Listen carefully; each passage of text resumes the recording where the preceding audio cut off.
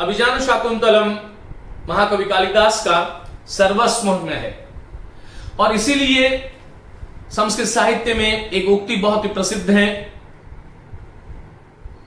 कालिदासस्य सर्वस्वम अभिजान शाकुंतलम। मैंने कुछ चीजें यहां पर लिखी हैं, आप लोग उसका स्क्रीनशॉट ले लें, लिख लें, नोट्स बना लें।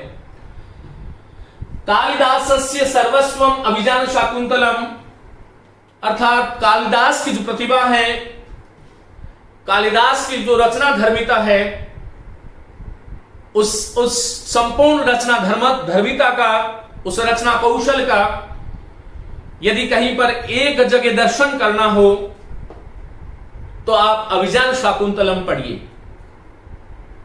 और अभिजान शाकुंतलम एक ऐसा नाटक है जिसको न केवल भारतीय अपितु पाश्चात्य दार्शनिक, पाश्चात्य विचारक, पाश्चात्य साहित्यकार भी सिर पर उठा करके घूमते हैं। एक जर्मन विचारक ने कहा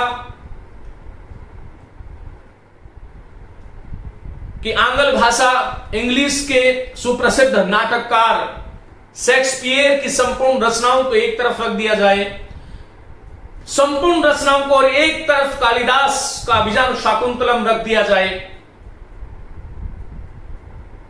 तो अभिजान शाकुंतल का जो गांभीर्य है वह उन शेक्सपियर की तमाम रचनाओं से अधिक होगा।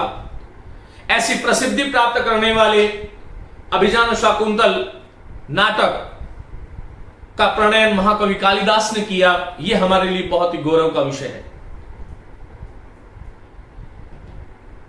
जर्मन कवि गेटे ने भी इसकी भूरी भूरी प्रशंसा करी और उन्होंने कहा कि धरती पर यदि स्वर्ग को देखना है तो अभिजान शाकुंतलम को पढ़ना चाहिए। कई भाषाओं में इसका अनुवाद हुआ और इसलिए यह जो उक्ति कही गई है कि कालिदास से सर्वस्वम अभिजान शाकुंतलम, कि कालिदास का सर्वस्व जो है, रचना कौशल को कहीं एक जगह एकत्र दर्शन करना हो तो अभिजान शाकुंतलम का अध्ययन करना चाहिए। अब देखिएगा, ये जो अभिजान शाकुंतल है, इस अभिजान शाकुंतल शब्द का अर्थ क्या है, इस पर थोड़ी बात करते हैं। अभिजान जो शब्द है उसमें अभि उपसर्ग है, जा धातु है और लिट प्रत्यय है। और अभिजान का सामान्य अर्थ होता है, शब्दकोश के अर्थ होता है पहचान या लक्षण।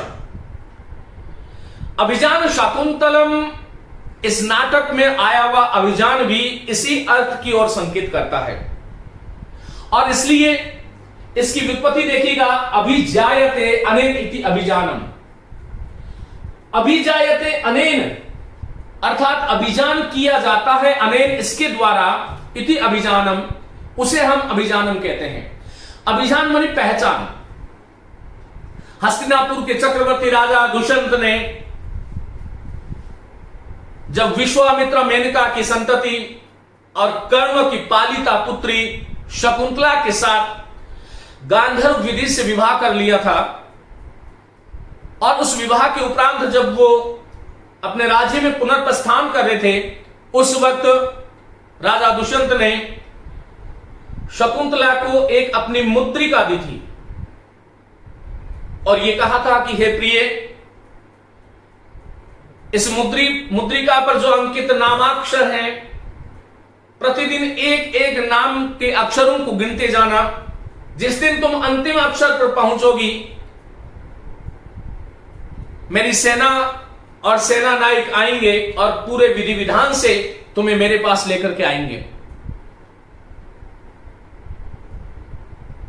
और वह मुद्रिका ही, वह अंगूठी ही इस अभिजान शाकुंतल का प्राण तत्व है। इस अभिजान शाकुंतल का एक पूरा का पूरा जो एंगल जो घूमता है, वो पूरा का पूरा नाटक उस अंगूठी पर घूमता है, मुद्रिका पर घूमता है।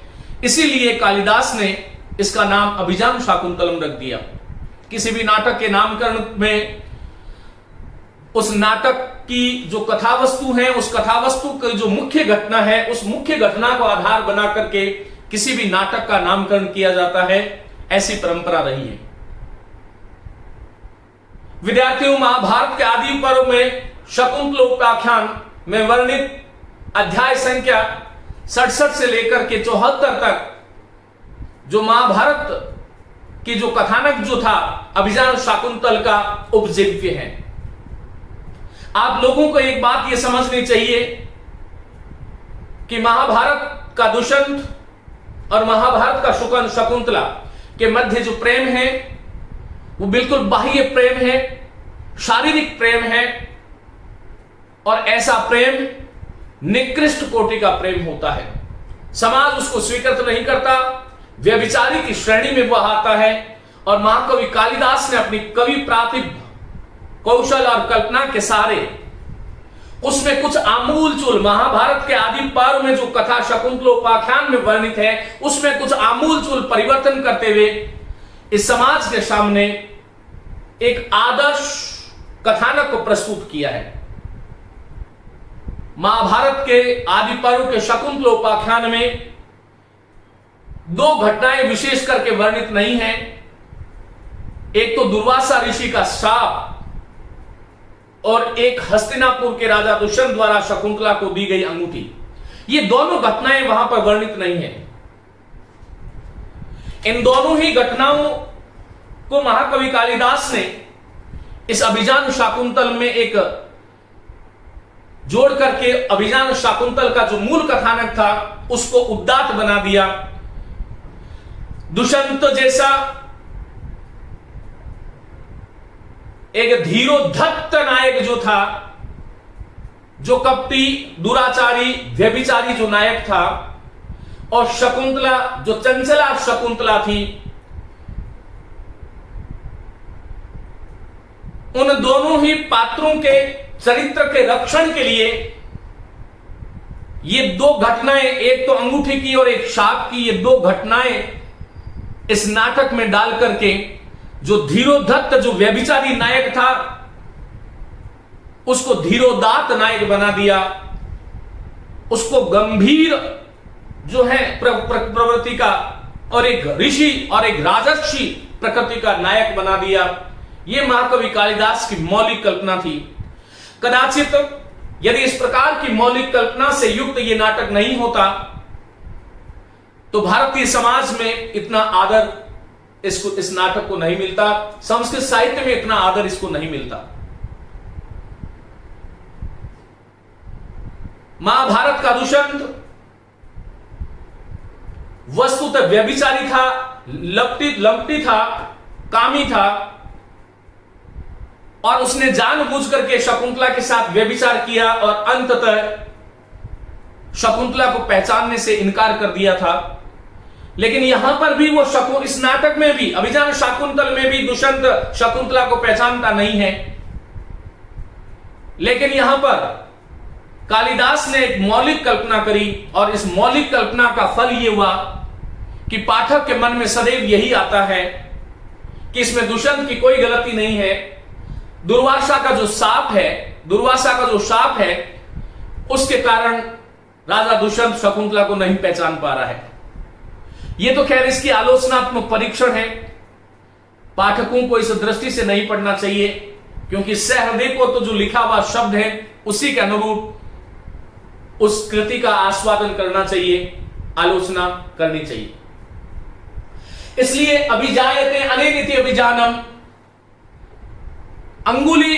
अंगूठी मुद्रिका के माध्यम से जिसको पहचान की गई वह अभिजान है।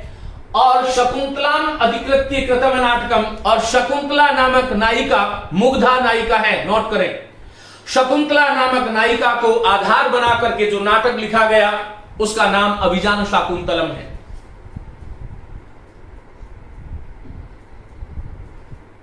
विद्यार्थियों, आपको यह जानना चाहिए कि शकुंतला देवकन्या है,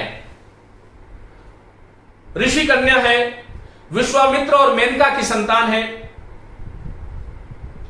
विश्वामित्र और मेनका के एक लड़की हुई और उन्होंने लोक भय से उसको मालिनी नदी के तट पर छोड़ दिया। मालिनी नदी के तट पर ही ऋषि काश्यप, जिसको हम कण्व कहते हैं, उनका आश्रम था।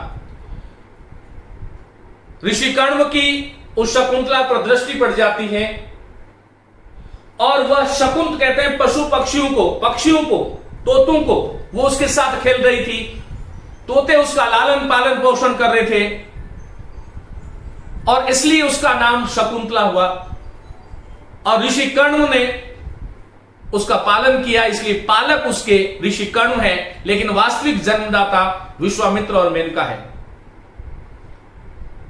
शकुंतई लाता पालिता पोषिता इति शकुंतला। और उस प्रकृति की जो सहचरी थी, प्रकृति के उपादानों से जो एक नैसर्गिक सौंदर्य, क्योंकि अप्सरा की संतान थी इसलिए नैसर्गिक सौंदर्य उसमें आना स्वाभाविक था। और यही कारण है कि शकुंतला को सबसे अधिक प्रेम, जब प्रेम किसी से था तो वो प्रकृति से था। आगे हम इन विषयों को लेकर के बात करेंगे। दूसरा कहते हैं कि अभिजान प्रधानम शाकुंतलम इति अभिजान शाकुंतलम। दूसरी व्युत्पत्ति इसकी यह है कि अभिजान प्रधानम शाकुंतलम इति अभिजान शाकुंतलम। अभिजान प्रधान है जिसमें अभिजान की घटना जिसमें प्रधान रूप से वर्णित है उसका नाम अभिजान शाकुंतल है। यह व्युत्पत्ति है, इसमें प्रधान शब्द का लोप हो गया, इसलिए मध्यम पदलोपी तत्पुरुष समास है। अभिजान सहितम शाकुंतलम इति अभिजान शाकुंतलम। शकुंतला से अण प्रत्यय करने पर शाकुंतल शब्द बनता है। शाकुंतल मूलतः शकुंतला है, शाकुंतल क्यों आ रहा है? क्योंकि शकुंतला में अण प्रत्यय करते हैं और इसलिए शाकुंतल ऐसा शब्द निर्मित होता है।